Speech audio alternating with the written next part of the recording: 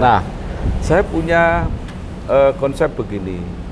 Ini kan media cetak Indonesia itu makin lama makin habis. Yang harian-harian makin habis. Majalah saya lihat tinggal satu, dulu banyak satu. Jadi menurut saya ada pasar-pasar yang tidak terurus. Suatu contoh misalnya pasar yang akan memotret Parlemen Indonesia kemarin, maka kita terbit pertama Politik Indonesia itu kan pada waktu pelantikan DPR. Nah, jadi waktu itu sudah kita siapkan ya, mengenai berbagai pendapat tentang DPR misalnya. Nah, kemudian saya membuat edisi khusus yang akan terbit tanggal 20 Oktober ini kan waktu pelantikan presiden. Nah, jadi artinya apa sih makna ini? Karena ini momentum-momentum penting di bidang politik. Sudah banyak media yang tidak meliput, karena mereka secara bisnis sudah nggak bisa. Nah, mungkin yang orang bertanya, loh kok Pak Bambang masih bisa? Ya itu tadi konsepnya. Akan segera terbit buku 100 perguruan tinggi akreditasi unggul. Buku 100 perguruan tinggi akreditasi unggul berisi mengenai profil dan perjalanan dari 100 perguruan tinggi yang telah mendapatkan akreditasi unggul. Untuk informasi dan pemesanan buku, bisa menghubungi salah satu nomor yang tercantum dalam video.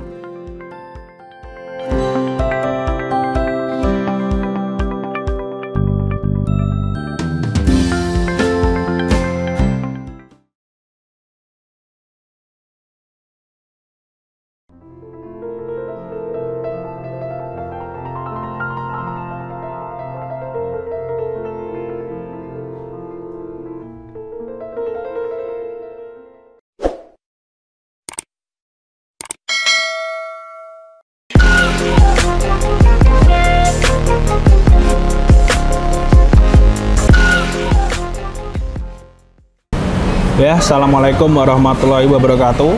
Kembali lagi bersama saya Bambang YR Sadono di program Sadono dan Sadono di channel Bangsa TV. Ya, channel Bangsa TV. Jadi kita kembali lagi sekarang ini ada di cafe ASH di Manyaran, Kecamatan Semarang Barat. Jadi ini ownernya sudah cukup baik, mengizinkan kita untuk membuat konten di sini. ASH itu namanya apa? Apa artinya ASH? ASH itu abu. Iya, abu sebenarnya, tapi kepanjangannya pasti ada lah. Masa? Nah, ya, kita juga udah pernah kesini sekali waktu itu acara reuni, kalau yang memperhatikan konten sebelumnya ya. Jadi kita melihat gimana sini situasinya nyaman gitu, dan kita udah berbicara dengan ownernya. Jadi bisa cek langsung kafe di Manyaran ASH namanya, AS. Kemudian tentunya program Sadono dan Sadono, selain saya juga ada Bapak Bambang Sadono. Bisa. Assalamualaikum warahmatullahi wabarakatuh. Saya Bambang Sadono, lebih banyak menjadi pemandu untuk kanal Inspirasi untuk Bangsa dan kadang-kadang Inspirasi untuk Jawa Tengah. Nah, sekarang saya bersama Bambang Sadono Junior di kanal Bangsa TV. Iya, jadi tentunya kita banyak membahas hal-hal yang menarik ya, tapi mungkin untuk saat ini kita akan membahas mungkin progres dari Bangsa Group sendiri ya, Inspirasi Jawa Tengah, Inspirasi untuk Bangsa, dan Bangsa TV. Jadi ini untuk yang mengikuti, jadi Bangsa Group ini akan mengeluarkan buku dan majalah ya. Dan itu banyak sekali. Jadi ini merupakan proyek yang sangat menarik tentunya, dan moga-moga bisa memenuhi keinginan dari audiens atau pemirsa yang ada di rumah atau dimanapun berada. Jadi kita akan ngobrol tentang itu, tapi sebelumnya mungkin bisa dijelaskan Pak, ini jadi buku apa saja sih sebenarnya yang dikeluarkan itu, majalah apa saja? Nah, kita bisa cerita lebih awal. Saya sendiri kadang-kadang kalau merenungkan kenapa perjalanan saya sampai di sini, itu ternyata tidak pernah lepas dari rangkaian potongan-potongan kegiatan mulai sejak awal. Ya. Jadi ternyata setelah saya telusuri itu berbagai kegiatan saya itu sumbernya adalah dua. Satu kegiatan jurnalistik, itu kewartawanan, itu sudah saya mulai sejak dari Tegal tahun 76 itu berarti usia saya 19 tahun. Ya, saya di Tegal itu saya sudah berlatih jadi wartawan. Kemudian 78 saya pindah ke Semarang sambil kuliah. Nah, saya terus melakukan pekerjaan jurnalistik itu, bekerja di Suara Merdeka. Tapi saya juga menulis buku dan sejak awal basis liputan saya itu di perguruan tinggi. Karena saya mahasiswa, saya memilih basis perguruan tinggi supaya bisa cari berita sambil kuliah. Itu kan banyak sekali berita itu. Nah, di Semarang itu ada dua kampus besar. Dulu namanya kampus IKIP Semarang dan kampus Undip, Universitas Diponegoro yang di Peleburan. Kemudian IKIP itu di Kelut. Jadi karena saya pernah kuliah 2, semester pertama itu saya wirawiri itu. Nah, saya supaya hemat karena sebagai wartawan kan tiap hari harus bikin berita minimal 1. Nah, jadi anak berita terupdate dengan IKIP itu sudah bisa jadi berita. Nah, itu awalnya. Nah, kemudian terus berkembang, saya kemudian terlibat membuat buku. Ya, saya membuat buku pertama itu tahun 83. Saya lulus sebagai sarjana hukum.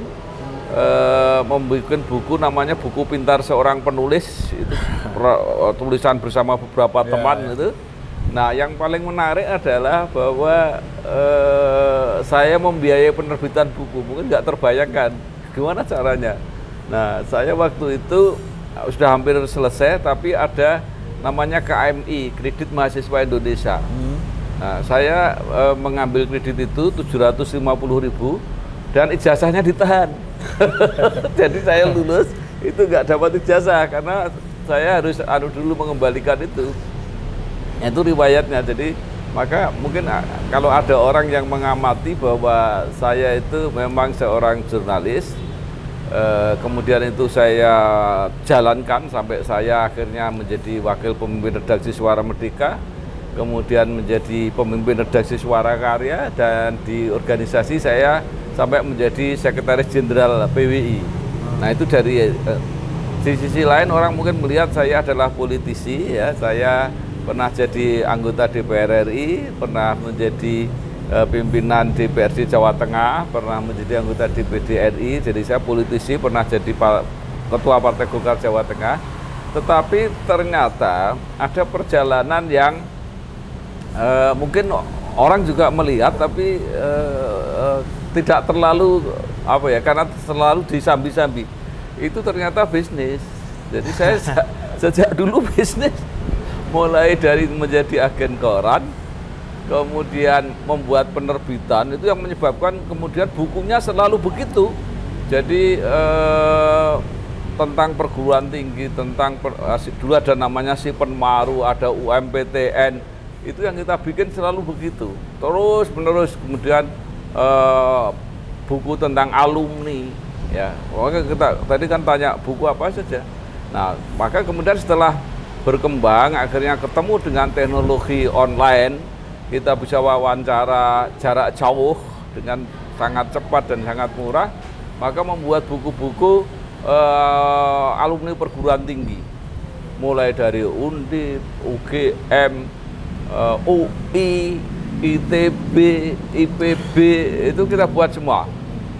Nah, setelah itu kemudian sampailah pada momen yang sangat menarik karena kami melihat, jadi akhir-akhir ini kan selalu tadi disebutkan ada satu grup kegiatan ini, kita wawancara menggunakan Zoom, kemudian ditayangkan di Kanal Inspirasi untuk Bangsa, tapi yang mengerjakan penerbitannya adalah penerbit Citra Alma Mater. Dan ini sudah sejak dulu sekali ada, jadi lembaga ini sudah lama. Nah, maka terakhir kita menerbitkan judulnya 100 perguruan tinggi akreditasi unggul. Nah, mungkin kalau ditanyakan apa alasannya, karena ini menarik ini, fenomena ini. Jadi akreditasi unggul ini adalah akreditasi tertinggi bagi perguruan tinggi di Indonesia. Nah, jumlah perguruan tinggi di Indonesia itu ada lebih dari 4.300, 4.400 negeri dan swasta. Tapi yang mencapai akreditasi unggul itu sampai saat ini itu baru kira-kira 120. Saya sudah bisa ngambil 100, saya bukukan. Nah, itu tentu bayangkan 100 dari 4.000 itu kan luar biasa. Nah, kedua yang lebih menarik lagi, saya kan wawancara dengan Direktur Dewan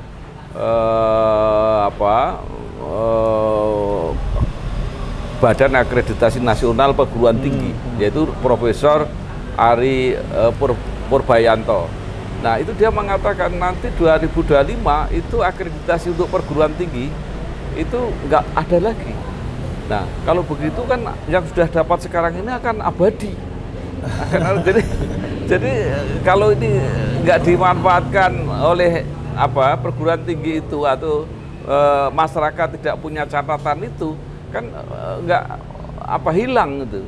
Siapa yang maka ini sudah kita kerjakan, sebentar lagi terbit ya. Jadi mudah-mudahan ini menjadi persembahan dari Kanal Inspirasi untuk Bangsa dan penerbit Citra Alma Mater baru, dan ini luar biasa. Ini buku tertebal yang pernah saya bikin, jumlahnya halamannya 664 halaman ya, dan mungkin menjadi buku, mohon maaf, termahal. Harganya 200.000 ya, tetapi ini berisi kunci ya, baik untuk masyarakat, untuk para orang tua, untuk calon mahasiswa kalau pengen tahu perguruan tinggi yang paling hebat di Indonesia itu mana sih, itu ada di situ semua. Nah, itu ceritanya sekarang. Ya.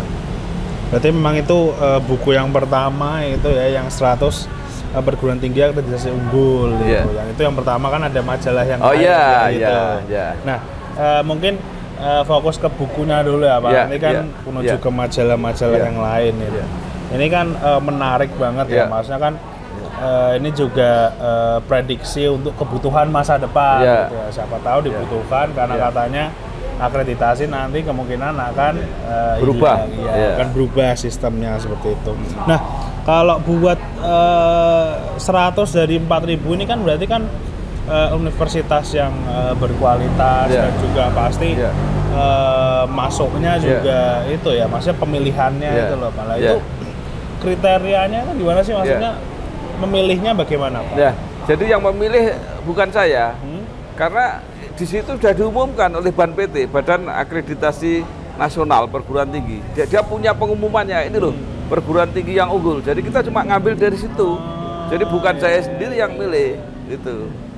Dari BANPT. Iya, dari BANPT. Listnya BANPT. Ya, dan yang ini yang juga menurut saya agak istimewa ini karena Dirjen Pendidikan Tinggi Kemenristekdikbud itu Kemendikbud Ristek itu memberi sambutan di buku itu.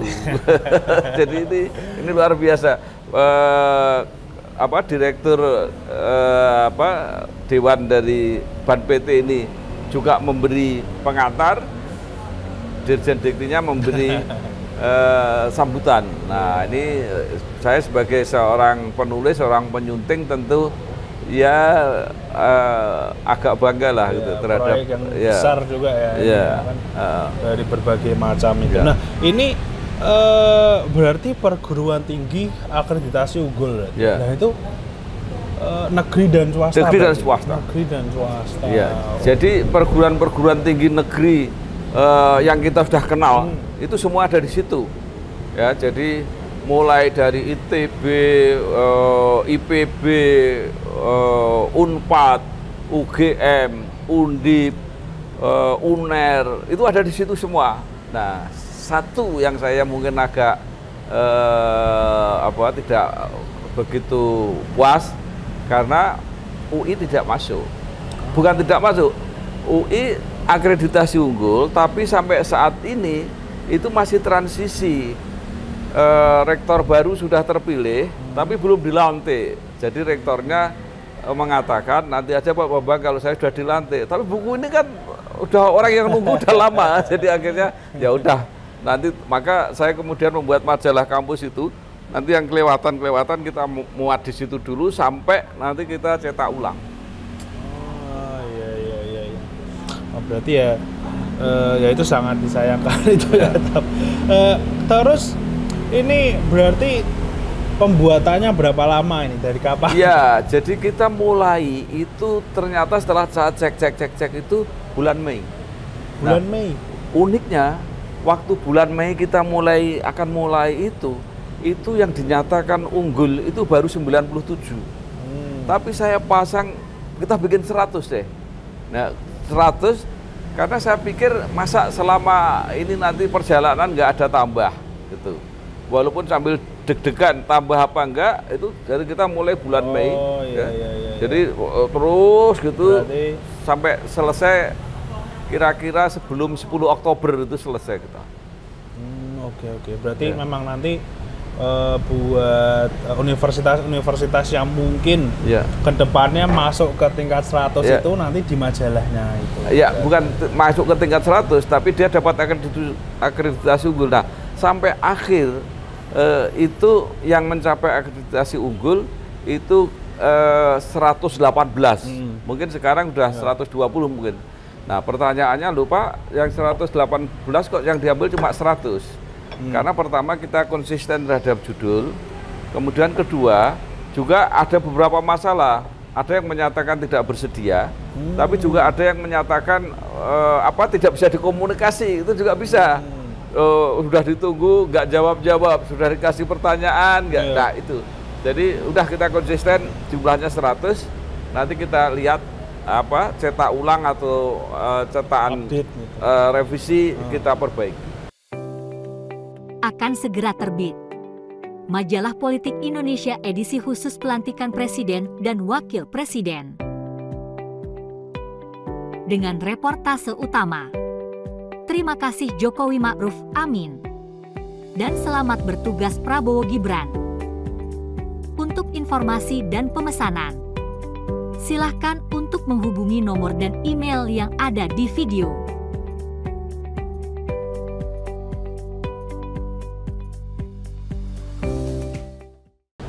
Oke. Ini berarti emang itu ya, maksudnya prosesnya udah lama, berhubungan dengan banyak orang juga. Nah, itu kapan ini Pak berarti prosesnya? Gini, ini memang menarik. Ternyata apa yang saya lakukan ini itu dianggap agak unik atau mungkin agak istimewa ya. Kan ada teman, ini dulu mahasiswa saya, namanya Paulus Pangka, mungkin dia kan pemimpin LEPRIT, lembaga lembaga prestasi Indonesia dunia. Nah, dia mengatakan Pak Bambang ini banyak yang istimewa perguruan tinggi ini. Nah, saya tertarik untuk memberi penghargaan. Ya oke, nanti sama-sama. Nah, sementara kita putuskan nanti akan kita adakan kegiatan tanggal 10 November. Di samping nanti buku ini kita luncurkan secara resmi, walaupun terbitnya mungkin tanggal-tanggal muda November itu sudah ada. Tapi nanti kita akan undang itu rektor-rektor yang sekaligus akan mendapat penghargaan dari LEPRIT itu. Nah, di situ. Jadi ini tidak sekedar dapat unggul dari ban PT, tetapi juga ada penghargaan dari lembaga LEPRIT ini bahwa mereka punya unggul. Jadi ada misalnya begini, ada yang membuka untuk pertama kali program magister terapan misalnya, atau pertama kali program doktor di bidang pariwisata misalnya, macam-macam anunya itu. Yang pertama ada yang mahasiswa barunya itu selama 1 tahun itu 5.000 mahasiswa dimasukkan pesantren. Nah, ada yang gitu. Berarti rilis bukunya ini nanti ada acaranya juga ya? Ya, memang ada 2 yang saya rencanakan. Satu nanti ada penghargaan itu, tapi saya juga sekaligus pengen keliling sebenarnya. Ya, karena apa? Karena ini wawancaranya ini full online. Ya, jadi mungkin kan orang bener nggak sih yang namanya Bambang Sartono ini ada orangnya apa enggak gitu ya. Nah, saya mau keliling silaturahmi ya. Mungkin apa sambil memperkenalkan tadi majalah Kampus Indonesia tadi dan melihat langsung gitu ya, bener nggak apa yang diomongin rektor dan gitu. Mungkin nanti itu bisa kerjasama dengan Bangsa TV ya, membawa tim liputan itu juga jadi sendiri, jadi bahan untuk materinya Bangsa TV ya. Dan saya juga ingin mendapat dokumentasi baik video maupun foto-foto. Oh iya betul lah. Ya. Dokumentasi ya, maksudnya kan biar nanti juga bisa melihat bagaimana progresnya. Soalnya sekarang dokumentasi mungkin kampus UGM lama, apa kampus lama gitu. Kan kayak gitu mungkin bakal jadi menarik. Jadi ditunggu aja ya untuk para penonton Bangsa TV mungkin. Nah, kemudian tadi sudah dibahas sedikit, mungkin kita nyambung ke majalah, tapi ada 2 majalahnya. Jadi pertama majalah Kampus Indonesia. Ya, oke. Itu tadi kan sudah dibahas mengenai bagaimana mungkin ada wawancara rektor juga, review. Nah, selain itu isinya apa lagi nih, Pak? Ya. Jadi saya melihat begini, sebenarnya sekali lagi ini pekerjaan yang sambung menyambung. Jadi majalah yang namanya majalah Kampus Indonesia itu dulu sudah pernah bikin kita. Saya ingat sekali pernah ada satu edisi yang gambar depannya itu adalah rektor UGM, ya, Profesor Dwi Korawati kalau nggak salah namanya. Jadi udah pernah ada sekian tahun yang lalu ketika saya masih berada di Jakarta. Nah, tapi udah lama kemudian nggak terbit. Nah, saya kemudian melihat ini ada 4.000 perguruan tinggi ini yang mungkin kinerja atau prestasinya ini perlu diketahui oleh masyarakat banyak. Maka saya melihat ingin kembali menjembatani itu, dan memang dunia perguruan tinggi ini kan hampir merupakan dunia dunia saya sejak dulu. Nah, kemudian juga saya biasa meliput kegiatan-kegiatan di perguruan tinggi. Nah, kebetulan saya ini juga termasuk orang yang menghayati. Saya pernah jadi mahasiswa banyak perguruan tinggi, ya. Saya pernah menjadi mahasiswa UT, saya pernah menjadi mahasiswa UI. jadi banyak sekali. Saya pernah jadi dosen di banyak tempat. Jadi ya sudah, kehidupannya itu mama, artinya nyonya saya itu juga dosen sampai sekarang. Anak saya Mbak Lintang yang sulung dosen. Itu juga dosen. Jadi ya sudah, kehidupannya semacam itu. Ya. Berarti karena kan kalau buat aku sendiri kan itu ya, maksudnya kalau majalah aja jarang baca, apalagi majalah kampus gitu ya, Pak. Nah, itu sebenarnya gimana? Gini. Jadi memang ini ada satu tren yang majalah online itu media online itu mulai menguat dan media cetak cenderung menurun. Maka konsep saya ini konsep double platform. Baik online juga diterbitkan, cetak juga diterbitkan. Nah, jadi cetak itu misalnya untuk dokumentasi, untuk souvenir, untuk kenangan, ya. Jadi misalnya gini, ini misalnya majalah memuat prestasi sebuah perguruan tinggi, ya, menggambarkan prestasi capaian yang itu, ya. Ada tamu nih kepada Pak Rektor. Pak Rektor dalam batin pengen memamerkan prestasinya itu, ya. Masa ini coba lihat di online deh. Kan enggak. Tapi kalau ada majalah fisiknya itu ditaruh di meja, jadi seolah-olah kayak suguhan, ya terserah tamunya mau lihat apa mau enggak, atau mau ada atau buku kayak gitu. Jadi memang fungsinya sudah beda. Majalah cetak itu tidak menjadi satu-satunya alternatif seperti dulu, tapi kehadirannya tetap dibutuhkan. Itu tadi untuk souvenir, ya, untuk promosi. Jadi kalau orang mau menyatakan ini perguruan tinggi saya sudah unggul loh. Mas apa? Ya kalau nggak percaya lihat kan, kalau sempat ngomong, kalau nggak sempat kan kalau itu kan ditaruh di meja tamu gitu kan sudah. Nah, jadi itu saya menyadari betul bahwa perannya sudah makin kecil, tapi tetap dibutuhkan. Karena itu kita punya prinsip bahwa edisi digitalnya itu kita bebaskan. Kan sekarang ada model tuh, kalau media itu kan kalau mau langganan harus pakai bayar, pakai kayak gitu kan. Itu orang capek, nggak suka. Kalau saya capek deh, udah digitalnya bebas saja, mau dibuka mau apa. Tapi siapa yang butuh cetak kita layani. Ya, jadi kita mulai, kamu butuh berapa? Kasih, berapa kasih. Oke. Ya, cukup menarik ya, maksudnya memanfaatkan juga dari yang 100 perguruan tinggi akreditasi unggul, kemudian pasti kan dari wawancara itu Bapak juga melihat gimana rektor ini butuh gitu kan majalah gitu, makanya itu jadi dikembangkan lagi. Oke. Kemudian untuk yang selanjutnya ini mungkin yang paling itu ya, mungkin paling bisa dibilang paling seru, mungkin paling luas juga lingkupnya, jadi adalah majalah politik Indonesia. Iya. Nah, saya punya konsep begini.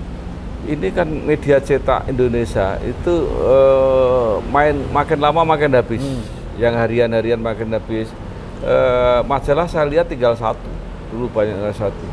Jadi menurut saya ada pasar-pasar yang tidak terurus. Suatu contoh misalnya pasar yang akan memotret Parlemen Indonesia kemarin, maka kita terbit pertama Politik Indonesia itu kan pada waktu pelantikan DPR. Nah, jadi waktu itu sudah kita siapkan ya, mengenai berbagai pendapat tentang DPR misalnya. Nah, kemudian saya membuat edisi khusus yang akan terbit tanggal 20 Oktober ini, kan waktu pelantikan presiden. Nah, jadi artinya apa sih makna ini? Karena ini momentum-momentum penting di bidang politik. Sudah banyak media yang tidak meliput, karena mereka secara bisnis sudah nggak bisa. Nah, mungkin yang orang bertanya, loh kok Pak Bambang masih bisa? Itu ya, itu tadi konsepnya. Saya tidak mengejar dari dulu kan orang mengejar dari menjual majalah, saya enggak. Ya, saya malah melayani. Kamu butuh nggak? Kalau butuh saya kirim. Gitu. Kalau mau beli saya senang. Tapi kalau enggak, kalau memang itu lembaga atau saya kirim. Nah, cuma kemudian pertanyaannya kan, nah, terus duitnya dari mana? Gitu. Nah, itu dulu mungkin saya pernah cerita bahwa iklan itu kan pekerjaan saya sejak dulu. Jadi saya mengandalkan dari itu. Apakah bisa? Sebenarnya pertanyaan itu mudah dijawab. Karena dulu itu yang namanya radio dan televisi itu kan udah hidup. Dia kan nggak ada orang bayar langganan radio kan, kok bisa? Dia pakai iklan. Nah, artinya kita harus berusaha meyakinkan diri bahwa bisa. Ya dengan berbagai kiatnya sendiri itu. Nah, maka nanti untuk edisi November saya sudah siapkan lagi itu tentang menteri-menteri, karena tanggal 20, 21 itu menteri sudah ada. Ya, saya nggak bisa ngejar karena kita terbit tanggal 20, maka itu akan kita liput, kita buat untuk edisi November. Nah, ini memang sebagai ujian tadi yang saya katakan bahwa saya sebagai jurnalis sudah berjalan gitu ya, sampai ya tinggi sekali juga enggak, tapi udahlah level-level itu untuk umumnya wartawan sudah lumayan lah gitu ya. Kemudian di level politisi juga sudahlah. Nah, sekarang saya pengen menunjukkan bahwa apa yang karir saya yang terputus dulu di bidang jurnalistik tapi dari sudut bisnisnya. Itu karena saya dulu juga pernah menerbitkan harian, juga pernah namanya Koran Semarang. Jadi orang yang pertama kali membuat media dengan nama koran itu saya, namanya Koran Semarang. Pernah. Kemudian membuat tabloid juga pernah, ya, namanya Mimbar Demokrasi. Membuat majalah juga pernah, namanya Legislatif. Jadi udah harus semua. Nah, sekarang kita coba kita manage dengan gaya yang semurah-murahnya, seefisien-efisiennya, sehingga masih masuk akal lah. Iya.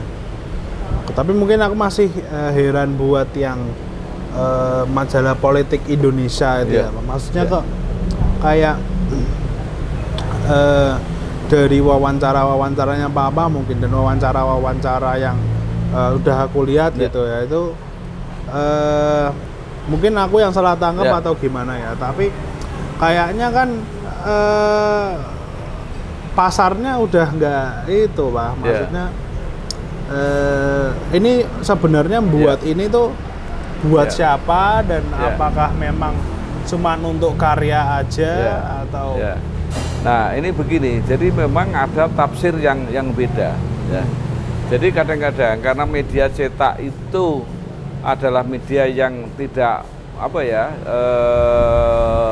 tidak jadi model terutama anak-anak muda. Kan kemudian kalau orang membuat media cetak harus berteriak. Jadi kalau diem aja berteriak itu isinya harus yang gitu, yang hura-hura, yang heboh, yang itu. Nah, itu biasanya nggak ada isinya itu. Nah, hanya apa yang diinginkan oleh masyarakat. Saya sekarang rubah lagi kembali teori-teori jurnalistik itu, saya balik lagi. Dulu kan yang namanya wartawan itu selalu diajari kalau anjing menggigit manusia, menggigit orang itu bukan berita. Tapi kalau orang menggigit anjing itu berita. Nah, itulah kemudian maka kan banyak media bikin yang aneh-aneh lah, yang agak itulah. Jadi pokoknya hanya memuasi keingintahuan itu. Nah, itu saya balik. Enggak, saya kembali ke normal lagi. Saya ingin memberi orang yang dibutuhkan. Sebenarnya kamu membutuhkan apa sih? Ya, jadi misalnya DPR. Ya, DPR itu ya memang banyak masalah. Tapi kalau cuma kamu kritik aja, ya gunanya apa? Apakah kamu mau bernegara tanpa DPR? Ya kan nggak bisa. Nah, maka sekarang harus ditunjukkan ini sebenarnya potensinya apa sih? Apa yang bisa dimanfaatkan? Ya, jadi siapa orang-orang yang kira-kira ini harus ditunjukkan. Kalau cuma kita curiga aja, ya kita bisa kehabisan waktu, nggak dapat manfaat apa-apa kan? Nah, jadi maka ini hanya dibutuhkan oleh orang-orang yang memang butuh info itu, bukan sekedar misalnya di DPR yang suka tidur siapa ya, gitu ya. Di DPR yang selingkuh siapa ya, gitu. Nah, itu apa gunanya berita kayak gitu? Nah, kan enggak ada. Jadi misalnya ini kita beritahukan wawancara dengan ketua komisi, sebenarnya komisimu itu tugasnya apa toh? Ini apa? Nah, sekarang yang tinggal yang membaca, kamu mau manfaatkan apa dengan kayak gitu. Nah, kita coba masuk dari situ. Jadi saya juga nggak terlalu risau. Nah, mungkin yang kalau Raja masih gelisah itu karena memang ini kan kerja pokoknya cepat jadi dulu kan.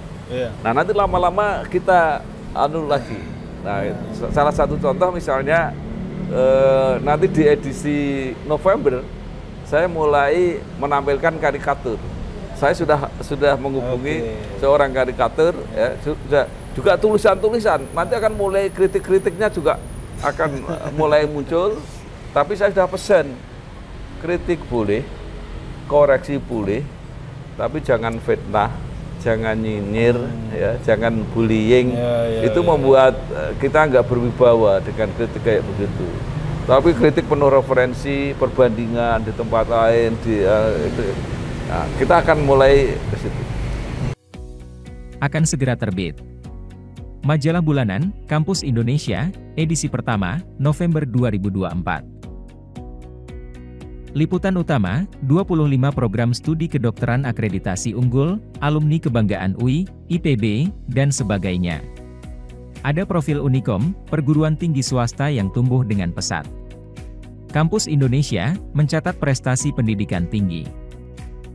Untuk informasi dan pemesanan, dapat dilakukan dengan menghubungi kontak yang ada di video.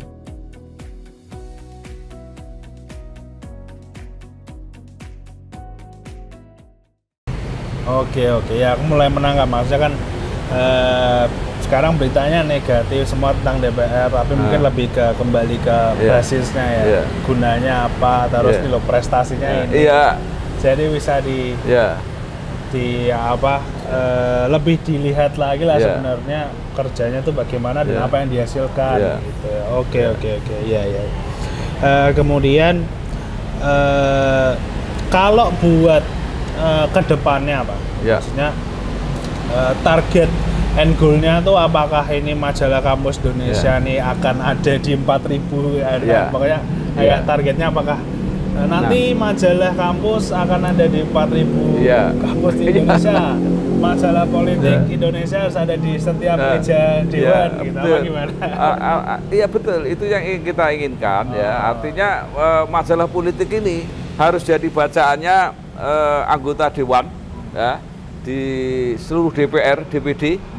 Kalau di tingkat provinsi ya minimal pimpinan ya. Kemudian di pemerintahan ya, di menteri-menteri, di BUMN direksinya. Kemudian kalau di daerah ya gubernur sampai bupati lah kira-kira itu jadi bacaannya itu. Kalau ke bawah lagi mungkin enggak ya, jadi ini memang bacaan orang-orang khusus. Nah, jadi misalnya kayak kalau Kampus Indonesia ini misalnya kan sering ada wisuda, ada disnatalis, ada momentum itu bisa dimanfaatkan. Nah, kemudian dari segi pengelolaan ini yang saya nggak bisa nunggu lahirnya teman-teman muda yang memang bisa mengambil alih pekerjaan ini. Tapi saya tetap berusaha. Saya ingin buktikan bahwa ini bisa, tapi setelah itu silahkan. Saya tak mau isinya seperti apa, mau digarap seperti apa, saya silahkan. Saya hanya ingin mengamati dari jauh saja bahwa bisnis ini harus jalan, artinya dari segi finansialnya harus terjaga hingga jalan, dan saya tidak ingin berhenti sampai di situ. Setelah politik Indonesia, Kampus Indonesia, saya sudah merencanakan tahun depan Januari itu sudah mulai dengan ekonomi Indonesia. Bayangkan ini ada yang Pak Prabowo ini sebagai presiden itu mengatakan pengen ekonomi Indonesia tumbuh di atas 8%. Betul ya? Nah, padahal sekarang 5%. Indonesia pernah 7% zaman Pak Harto.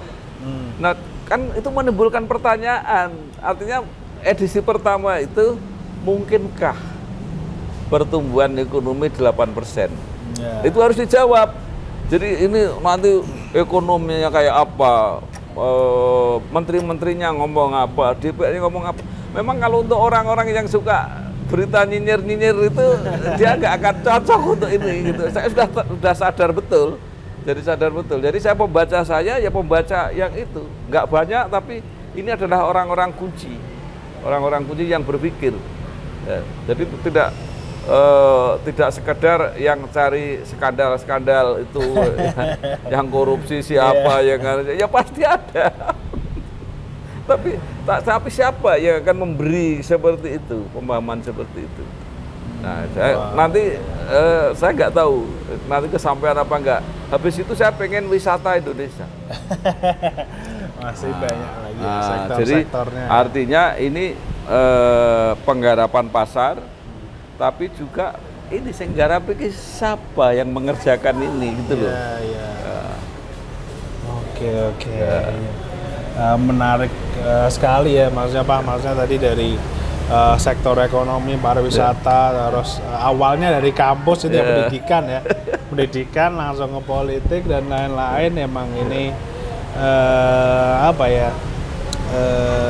memang tadi betul apa yang dikatakan Bapak ini, ada yang harus digarap di situ gitu.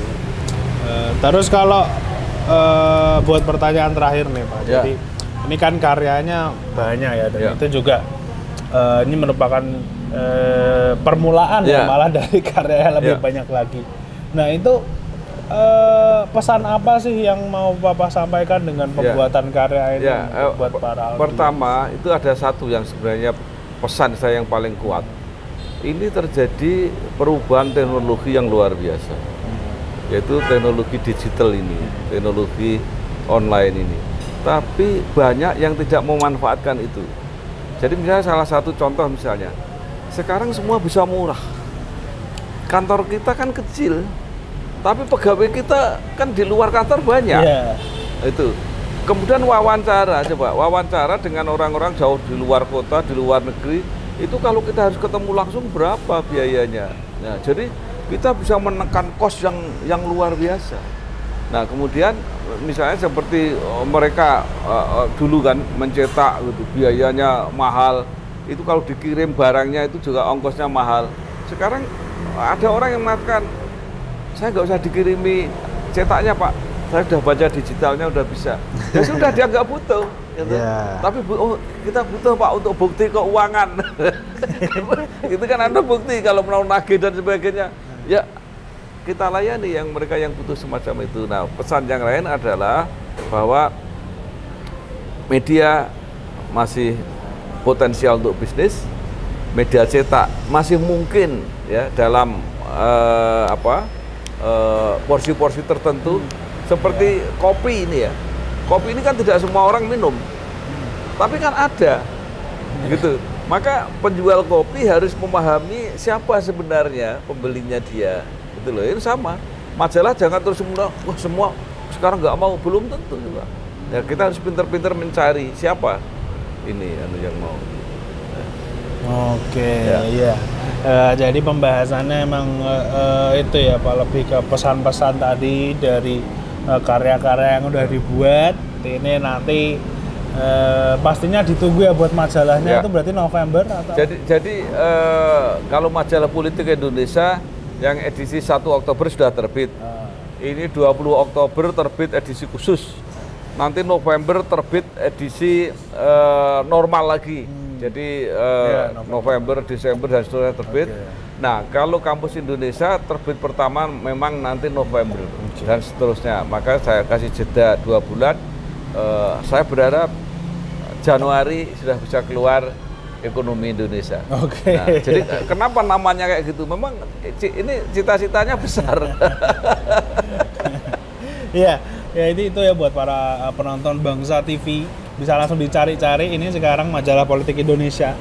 Kalau untuk majalah Kampus Indonesia nanti akan keluar November, dan insya Allah tahun depan akan ada majalah Ekonomi Indonesia dan selanjutnya. Ya luar biasa sekali. Terima kasih Pak atas kesempatannya ini buat membahas karya-karya yang akan dikeluarkan, karena ini berhubungan juga dengan proyek selanjutnya dari channel YouTube ini yang berawal dari channel YouTube. Nah, ini kan tadi pesan yang menarik juga. Orang membuat channel YouTube gampang, bisa semua bikin, model apa aja bisa. Tapi ya kemudian memanfaatkan menjadi sumber informasi selanjutnya, bisa bikin buku, bikin majalah, itu kan tidak banyak. Nah, maksud saya kita harus pinter-pinter dan kreatif memanfaatkan seperti itu. Sebenarnya inti dari semuanya ini kan sebenarnya menjelaskan kepada kamu, ya, kemudian kamu mau apa, mau siap nggak untuk mengambil alih ini semua, kan sebenarnya itu sebenarnya. Saya kira itu. Iya. Jadi moga-moga ya lancar-lancar aja ke depannya, karena memang ini sudah runtutan ya dari banyak karya dan proyek. Sampai katanya nanti mau ada keliling juga kampus-kampus dan dokumenter dan lain-lain. Jadi ditunggu aja untuk proyek-proyek selanjutnya. Terima kasih Pak sudah menyempatkan waktunya. Nanti kita ngobrol-ngobrol lagi di episode selanjutnya. Untuk para penonton Bangsa TV, jangan lupa like, comment, dan subscribe. Tonton video-video lainnya di Bangsa TV. Stay tune di channel kami ini. Wassalamualaikum warahmatullahi wabarakatuh. Nama saya Babang Giar Sadono, tetap di channel Bangsa TV. Telah terbit Majalah Politik Indonesia, edisi Oktober tahun 2024. Berisikan reportase, opini, hingga pembahasan yang aktual mengenai kondisi politik yang terjadi di Indonesia. Ada juga informasi-informasi tentang politik terkini yang disajikan secara lengkap dalam Majalah Politik Indonesia. Untuk informasi dan pemesanan, bisa dilakukan dengan menghubungi kontak yang tertera pada video.